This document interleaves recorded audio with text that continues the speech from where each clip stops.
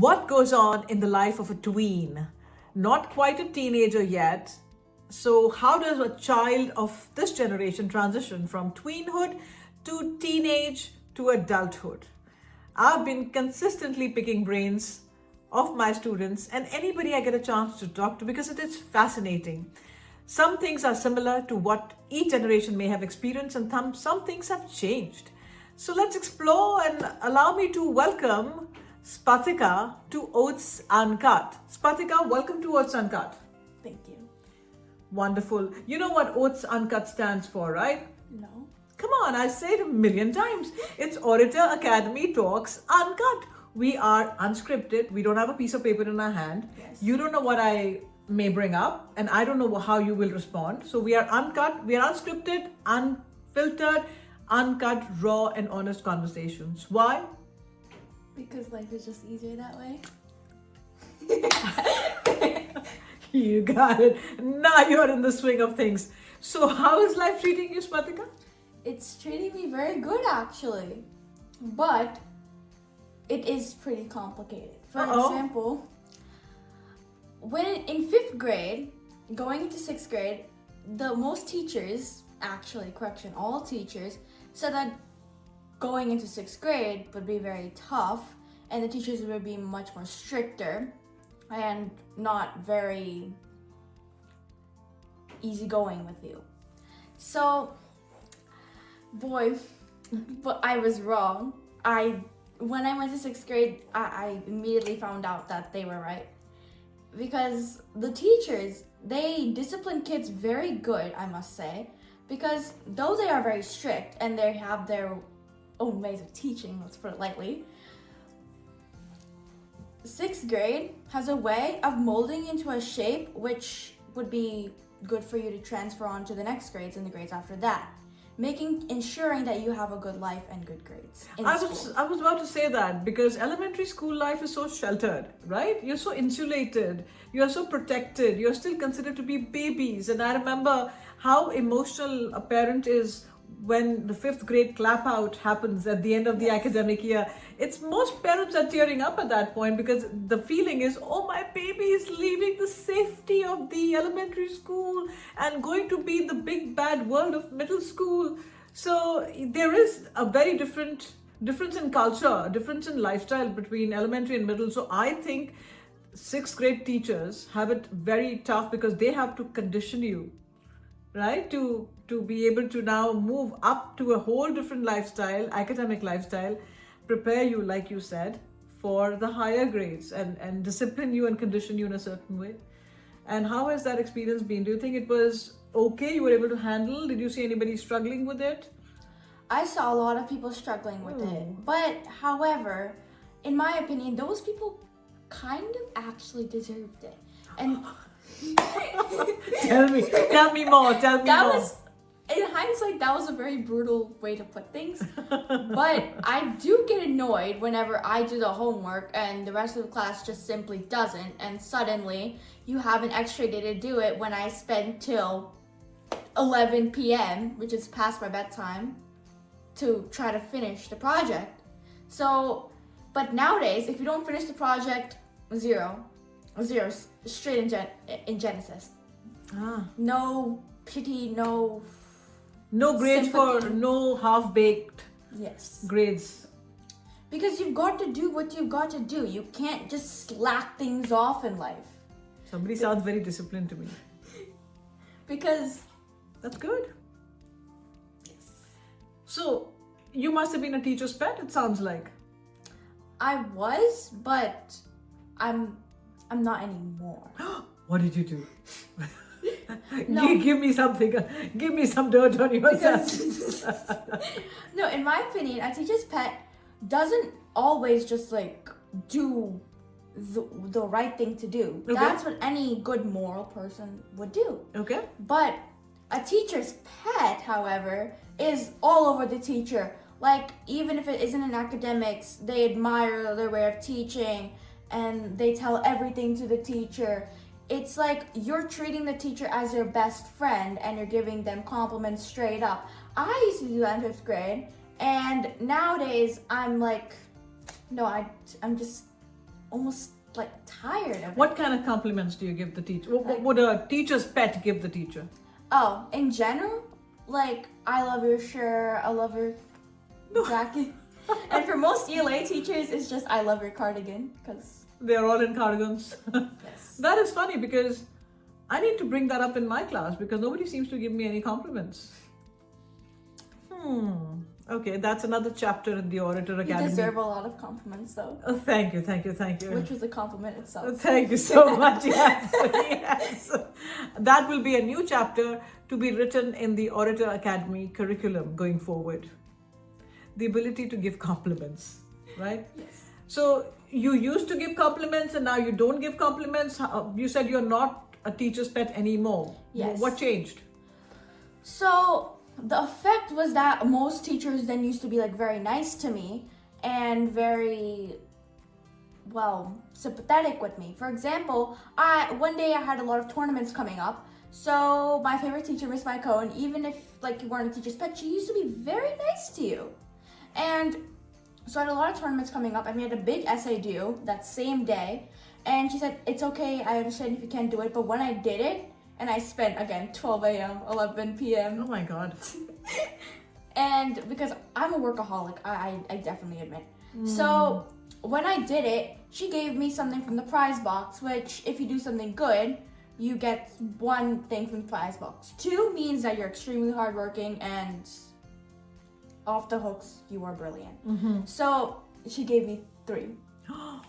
Off the hook, brilliant. Oh my God.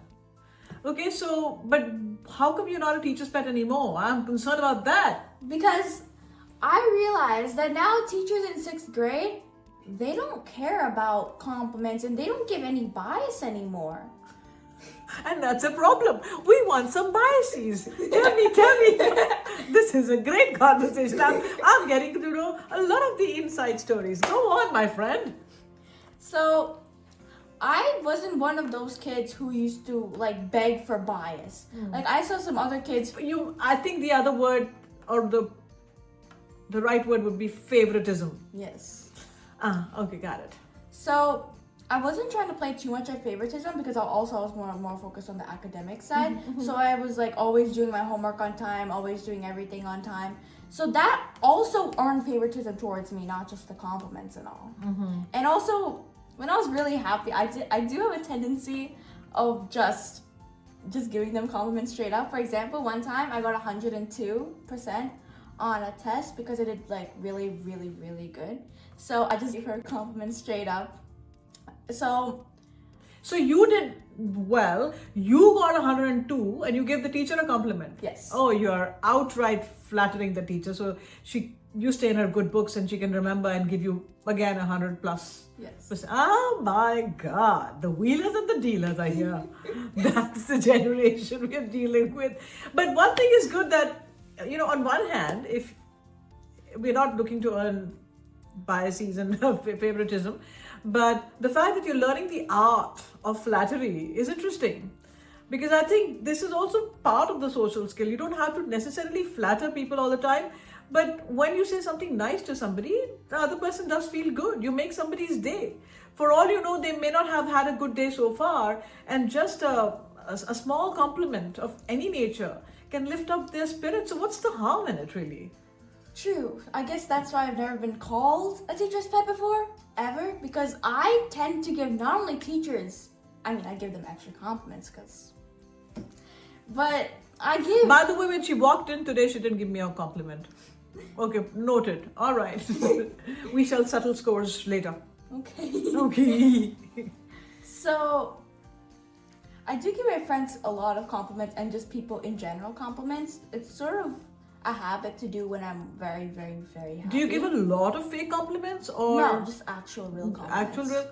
Okay. So because when I'm really, really, really happy, then I give a lot of good compliments. It's sort of like a habit of mine. So, playing on that same thought, if somebody comes and says, hey, how's my shirt looking or how's my hair looking, it may be looking awful. Will you be able to tell them that it's looking awful or not? How do I say this? I'll give a white lie. White lie. Okay. So So you will I'll- basically say that you will not tell them that it's looking awful. Yeah, so I'll say it's looking excellent, but I do think you have like a little fringe over there. Okay. Because I find myself struggling with it sometimes.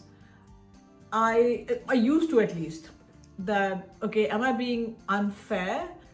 And by being unauthentic, if somebody asks me how am I looking, it's not necessarily that they're looking for praise. It may be that they are looking for a genuine feedback. But then I came to my own analyses and conclusion that if I know the person well, and if I understand their mindset, and I know their capacity to receive feedback and deal with it, good or bad, then I'll give them feedback. But if I don't know the person very well, then I'm going to keep my especially negative feedback to myself. Yes. And if I have to give a negative feedback, I would probably give a positive feedback first and then sneak in the corrective feedback, because sometimes it's a disservice if you don't really give accurate feedback. It's a very it's a tightrope. It's a sticky situation. Being kind and telling it to somebody, in my opinion, it's a fickle thing.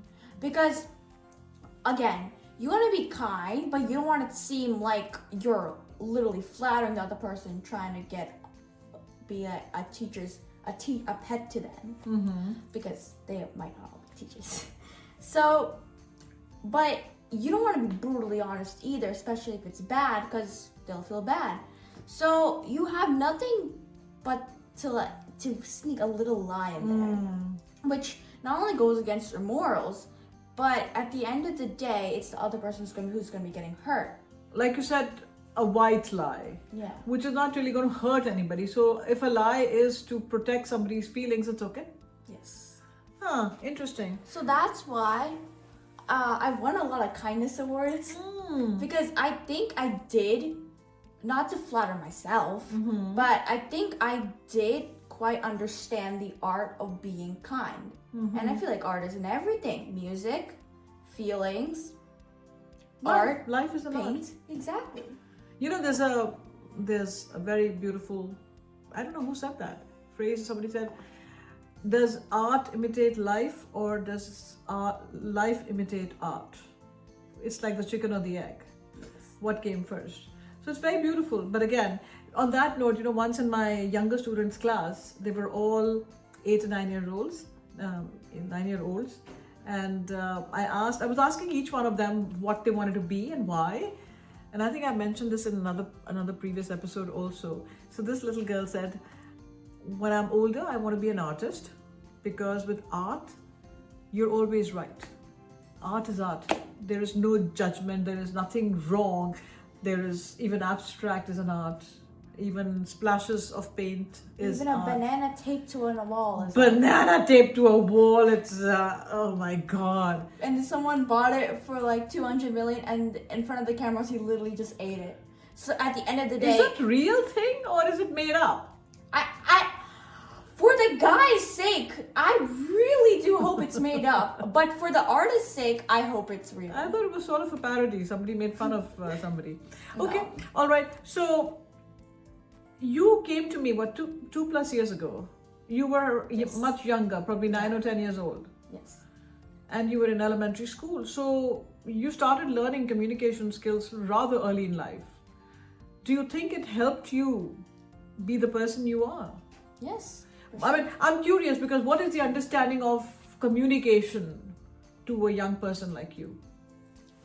So, communication.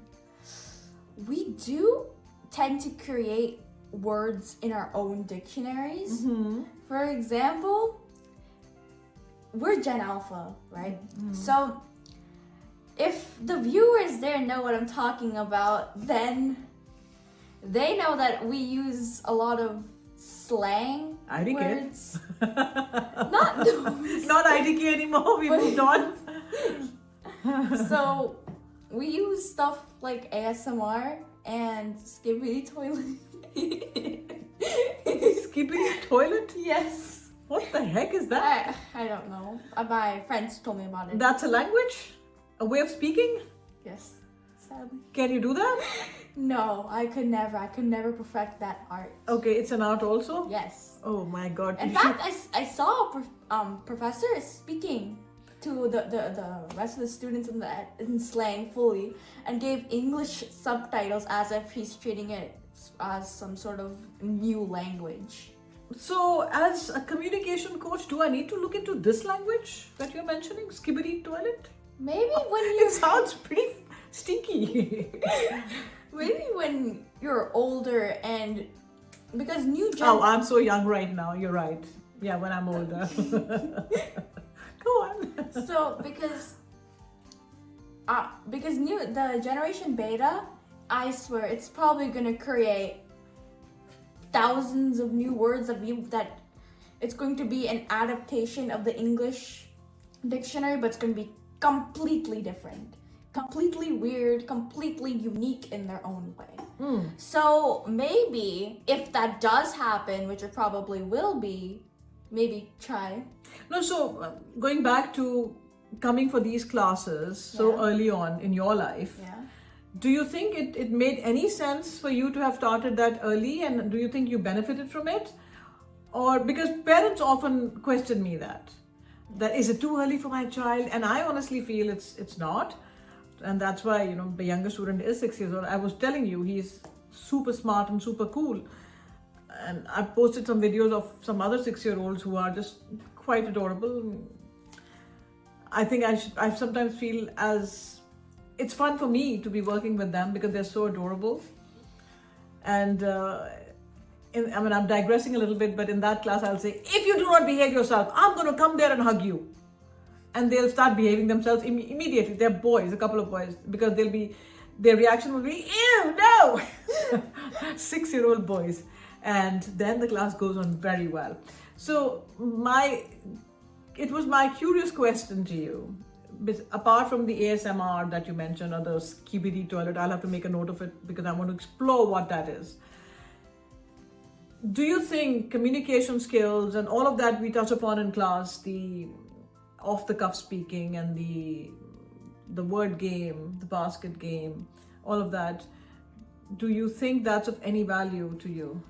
Because as we grow older, we're not going to use this language that I was just talking about. Well, thank God for that. Because we have to be more proper, more etiquette. And also in presentations, we can't just start spitting out this new language. As my teachers, our teachers, the teachers that are going to be grading us, assuming that it is going to be a presentation, they're going to be assessing us on also our language skills, how we portray our message. Hallelujah. There's hope for this world. Our message itself and how we portray it. Which is why they gave presentations to increase confidence in kids and also being a little bit of an ELA teacher, especially ELA teachers themselves. So this class really does help with this. Not only does it build their confidence, as I was a timid little kid in 4th grade, and now I've grown to even audition to be the vice president. I was nominated, but I didn't. Oh, why didn't you? I have no idea. It's because I think I was a new kid in the same year. So, but yes, and I also presented to the board of ed as you helped me, and that built my confidence a lot. And now That's I awesome. speak freely in front of everybody. In fact, if none of the group wants to present, then they actually choose me to present because they notice that I don't speak with ums and uhs anymore. I actually portray the full message and more. In fact, my group project, it was really, really, really bad because I had to speak on the spot, improv, about kindness and health. And I changed the whole thing completely and I made us get first place. Oh, that's awesome. I am so proud, so happy to hear that. I always enjoyed working with you. Thank you. But and I'm so glad to touch base with you again. It's been a while and I'm happy to see the way you are progressing in life. And I think you're going to do great things in life. Thank you. So what did you want to be when you're older? So I want to be a neurosurgeon because I just love helping people get better. Because some people don't have the luxury of physically being able to lead a better life, which actually really, really pains me. Like some people actually deserve that life. like they have good karma, whatever religion, they're good. But tell me one thing. So, okay, you want to be a neurosurgeon because you want to help humanity. But all these facilities are rather expensive. So are you saying that you want to be a neurosurgeon and provide free service to people? Because cheaper service, because you need to be able to earn something and bring something home too. And also all that process that you'll go through yourself to acquire that degree and that specialty. Yes. You would have invested money in yourself, so you would have to at least recover your own cost. But when you do end up recovering the cost that you have invested in yourself, then you will start giving back. Yes. I think it's a very noble thought. It's a very noble thought because healthcare is getting more and more unaffordable in this country. Inflammation is still on a rise after COVID. Like, humanity has come back scarred from COVID. So many lives lost. Not even that, but industries are also very much scarred. Like, almost none of them came back alive. Like, Zoom was on an all-time high at that time, which just proves that we couldn't even go anywhere. We couldn't go anywhere. Schools shut, businesses shut, a lot of businesses shut forever. So a lot of people took a hit, a lot of people lost their lives. I think the planet almost became much lighter because so many lives were lost all over the world. So a lot of damage happened. So I'm so happy to hear that you want to be a neurosurgeon. Now, where does that inspiration come from to pursue this particular line of a profession? Because there are many other professions that you could be a part of. Why specifically medicine? Where is that coming from? Because not only has my family come from a long line of medicine, like my grandma is an OBGYN, not an an eye doctor. I wanted to be an OBGYN. Okay. All right. So my grandpa is a back doctor, and my mom's a scientist. Just a whole lot of. So there's a lot of science people in your family. And I think I developed my love for biology from my mom and from everyone in my family. So I not only want to do something to make other people happy, I want to do something to make me happy as well. Because not only does it bring me joy to do something to bring other people happiness, but I want to bring someone happiness in a way that represents, well, me. Well, that's phenomenal. That's phenomenal. I have no doubt in my mind that you are going to do phenomenally well in life. And I would be standing on the side cheering for you all through your journey. Because I'm so proud of the person you are. I'm so actually impressed with the way your parents are bringing you up. And you are a spirit of your own. You are independent. You are an independent thinker and a very wise girl beyond your age. Thank you. So it has been a pleasure talking to you, Spatika. Thank you for stopping by. I'd love to do this again with you another time. So do let me know when you have time again. We'd love to carry this conversation forward. But keep rising, keep shining, and keep dreaming of making this world a better place. Because if you can dream it, you can do it. Thank you for tuning in to OATS Uncut, Orator Academy Talks Uncut. Stay tuned for more episodes, more fun conversations. Stay well, stay safe. Remember to love and to laugh, and have a blast. Take care. Bye.